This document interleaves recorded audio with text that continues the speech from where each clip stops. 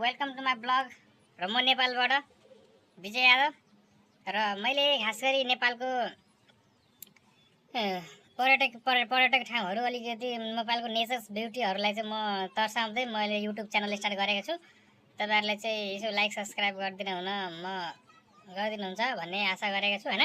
यसरी नै हाम्रो देश नेपालको राम्रो ठाउँहरू हैन म देखाउने छु।